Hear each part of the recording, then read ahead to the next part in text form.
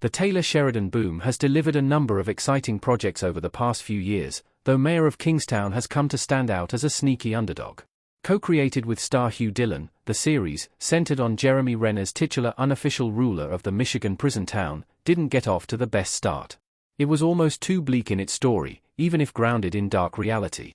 As the show progressed, Sheridan, Dillon, and showrunner Dave Erickson have greatly improved by learning, somewhat like their characters, from the sins of their past. Because of that, Season 4 is one of the best ones yet for the series.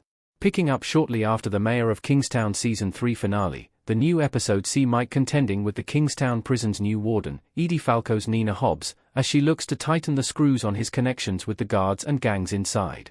All the while, Kyle finds himself having to adjust to prison life after being arrested for trying to kill Sawyer, and Lenny James Frank Moses, a mob legend from Detroit, looks to take advantage of the power vacuum with the Russians gone.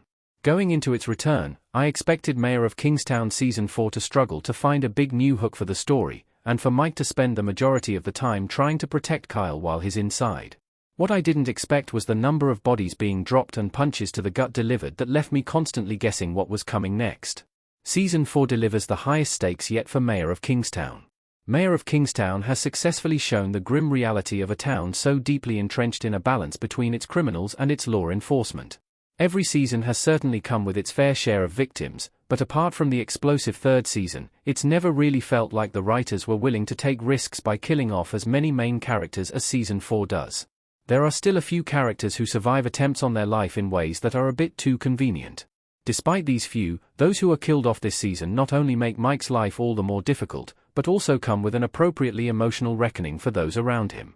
What's also fascinating about Mayor of Kingstown Season 4 is the way the show looks to be building towards an outright war between all parties, one that Renner's character simply won't have the power to stop. While Season 3's series of bombings created a point of suspense as to the entire town being in danger, it's not since Season 1's prison riot that the scale of the show's action has reached the peak it did this season when someone actively begins pulling strings from inside the prison. Mayor of Kingstown finally remembers the most important thing about Mike. Though he's always been a part of his family's business, one thing that was clear in Mayor of Kingstown Season 1 was that Mike only saw his taking the eponymous position as a temporary thing in the wake of his brother Mitch's murder. While not necessarily having an exact plan, the town held so much darkness and trauma, particularly with his prison stint, that he desired to leave everything in his rearview mirror. His relationship with Iris in Seasons 2 and 3 saw some reflections on these original plans, but up until now, it felt like the show had largely forgotten about this, which is another exciting new angle in Season 4.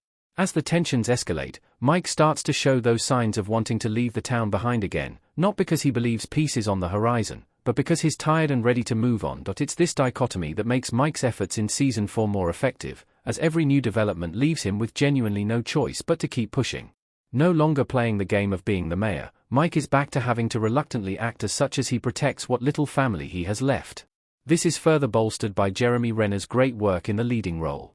Mike is arguably in some of his darkest days yet, with Kyle going inside, and while the two-time Oscar nominee nicely captures the boiling rage underneath the surface, especially when it explodes onto those deserving, it's more fascinating to watch Renner explore the quiet moments as he contemplates the next move and its potential consequences.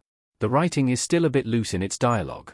With its efforts to capture an authentic look at its gritty world, Mayor of Kingstown's dialogue has always been a bit excessive in some parts. Whether it's characters trying to appear more assertive with heavy-handed, and needlessly explicit, threats, or talking in circles about the violent cycle in the town, some scenes have always felt like they could use another editing pass, and, unfortunately, Season 4 is no different. One character who gets a bigger spotlight this season is Ian Ferguson, the spiky detective played by co-creator Hugh Dillon. Much like his time on Yellowstone, Dillon's appearances were always used sparingly, his profanity-laced outbursts humorous, offering a fairly self-aware look at whatever situation the characters were wrapped up in. His Kingstown tenure has felt largely similar, with the occasional dramatic beat keeping things fresh. Season 4 sees him going more rogue than in prior seasons, and while that leads to some nice shocks, it also leads to scenes with him, Derek Webster's Stevie, and Hamish Allen Headley's Robert, all of which have a very loose feel to them. Their dialogue so often feels forceful in their expletive deliveries that they don't land with the punch they're aiming for. Despite some of its foibles, though, it's truly astounding how good Mayor of Kingstown Season 4 is. It has some of the most exciting action sequences yet, and the stakes left me feeling as though anyone could die by the end of the season, even Renner's Mike. And while the finale isn't quite as big of a cliffhanger as those from prior seasons, it does leave an interesting path forward for the series.